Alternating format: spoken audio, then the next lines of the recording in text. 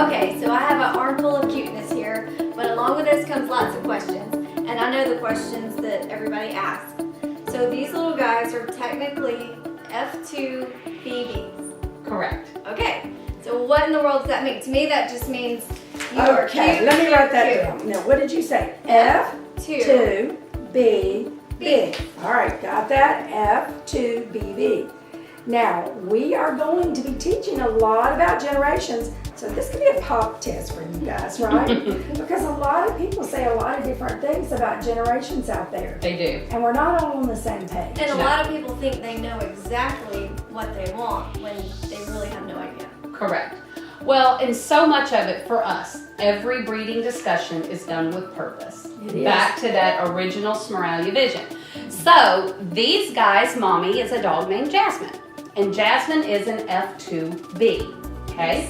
So knowing that Jasmine's an F2B, in your head you would think she breeds a certain way. Okay, well, they're going to be like, what's an F2B? Okay. Yeah. Let's go back. Okay, how do you make an F2B? We're going to talk a lot about generations today. It's F2BB, okay? So, Jasmine is an F2B. That means that one of her parents is an F1, and one of her parents is an F1B, okay? So, an F1 times an F1B equals an F2B. F2B. Correct. Correct. Okay, see, I sometimes even figure it out. Okay, yes, it's confusing. Okay, we've got this, and we're going to teach you that. We're going to educate you on that. But there is a reason when we breed a litter, when we breed Jasmine, it always goes back to the original vision and purpose and the look and the type that we're after, right, Carol? Correct. So when Jasmine was bred, her first time she got bred, when we originally bred her, we bred her knowing what Jasmine's traits are, looking at her. It's called her phenotype, okay? Then we bred her to a boy that would complement her phenotype.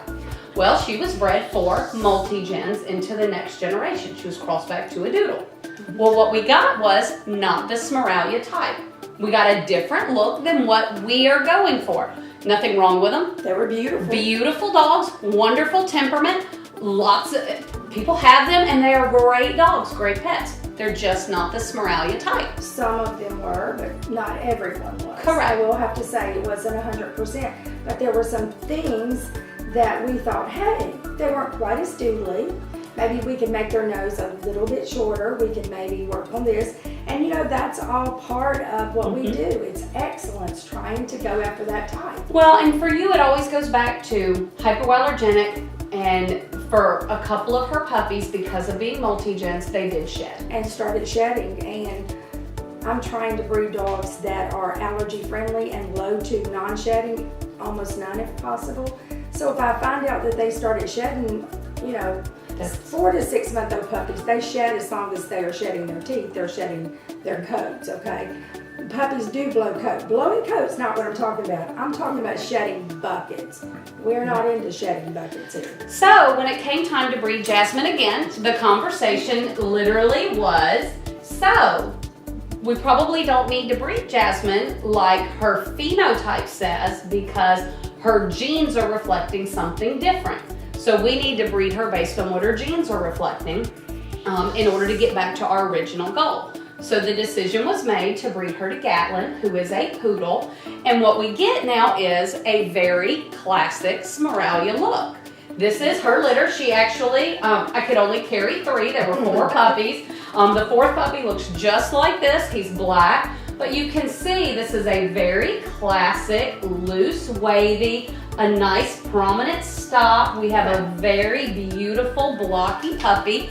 You can see these guys laid back temperaments. We have exactly what we're looking for in this Smeraglia type with these puppies. So are you saying that you can get the Smeraglia type in almost any generation? In almost any generation, but because I want to keep hybrid vigor, this is about as deep as we're going to go. Is like something like this. Right, because you know a lot of breeders will go into the 4th, 5th, 6th, even 7th generation. I don't see a point for that here at Smeraglia because that's not cohesive with my vision. My vision is to produce a classic looking golden doodle that is slow to non-shedding, allergy friendly, has a great temperament and personality. And once I'm there, I'm done. I mean, I don't feel like that I can add to perfection. Right. So I'm not trying to do that. I'm not trying to breed for a pure breed dog. I'm trying to breed for a golden doodle. And the F1, F2BB, F2BB, that generation right there, or take, like we did with this, or back to the poodle. If I feel like that the mother or the father is not breeding consistently with her type. And that's what you guys are looking for. You see one of our dogs out there, you want that, you call us, and I want to make sure that when I breed a litter that I'm breeding to produce what you're looking for. Personality, I mean, everything. We got it. And I think that's a great point. Knowing your dogs means you know what we're going to get like this. And that's, if someone were to call in and say, hey, I want an F1B that has a nice loose wavy coat and maybe that's party colored, this wouldn't even be on their radar. But if they tell us that they want low to non-shedding, a party, a nice classic Smeraglia look that's going to be allergy friendly, we would steer them straight to this, because this puppy actually genetically should be a little heavier on the poodle, but it doesn't look it. When you look at this puppy, this is a very classic doodle look. That is true, Carol. When clients call up and they think they know what they want, but they've done a lot of research, they've studied up, they think they know what they're looking for, and they've talked to a lot of different breeders. But if they've not talked to this few specific English breeders that know the English lines, they're going to be on a whole different page than we are. So that's why we always say, what exactly are your needs? Do you have dog allergies? I had somebody call up and say that they did not want an F1B because they wanted the most hypoallergenic, allergy-friendly, non-shedding breed that we carried, the line that we carried, and that is, I mean, if it's got a B on it, it is very good. F1B is a very good allergy-friendly dog. But see, another breeder breeds an F1 back to a golden. The B basically signifies crossed back, hybrid crossed back to a parent breed. So what we do is we never cross back to the golden retriever because it gets away from that purpose, that goal. We always cross back to the poodle. And so for us, the Bs, or even the BBs, they're going to cross back to that poodle, which is what's going to give you that hypoallergenic trait. So that for us is just not true. We would absolutely be more. We have to stick with what is cohesive with our vision, and our vision is to make sure that our puppies are not going to shed and not going to cause allergies. And we don't want you to be allergic to our dogs, and we know how that feels because, my kids have dog allergies. So I have to be very careful with that. So F2BB, that's what we've got here. Well, a lot of people would ask, if Jasmine didn't produce the Smeraglia type when we bred her to begin with, why did we keep her in the breeding program? Well, you guys see these puppies and how they are. Remember, temperament reigns supreme for us. And the temperament that we get from Jasmine and her sister Josie are these very chill, laid back, cuddle bug puppies. And we didn't want to lose that when we knew that we could breed her a little differently and get the Smeraglia type. A lot of families, they don't come to us because they have dog allergies and they don't care about a little shedding or some shedding. They don't. But for Smeraglia, we have to breed for that, even though we have many clients that would be very happy with a shedding dog. I mean, that's not their reason. They come to us for the temperament, or they come to us for that look. And so they're like, oh, fine, I'll take that puppy, move up on the waiting list a little bit because the puppy might shed a little. Look at those eyes. I know. So anyway, we're going to talk more about seed. It takes them just a minute to get all warmed up to the cameras and the mics and everything. And now I'm happy. I'm coming out of my shell.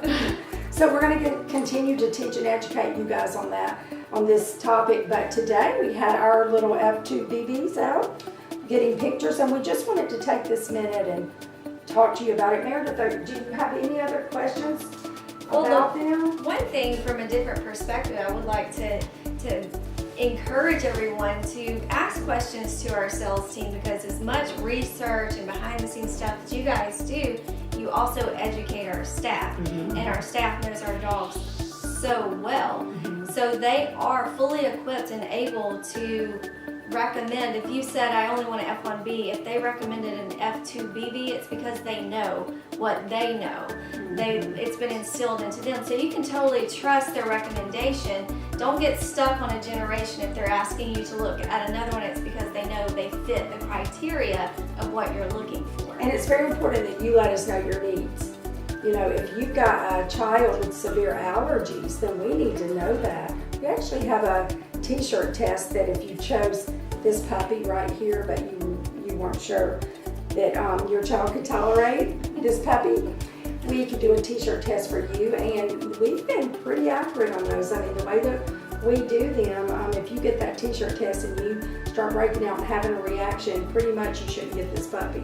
If you pass it, it's a good chance that it's going to be fine with you. So we do have that. It's just a little safety measure, but well, hopefully this is answering some of your questions, and you got to see some adorable puppies, right? Yes, they're so cute. So anyway, take a look at them, because as we continue to show you F1s, F1Bs, F2Bs, you're going to see a cohesive, consistent Smeraglia look. Colors and sizes will change, but the look should be pretty consistent.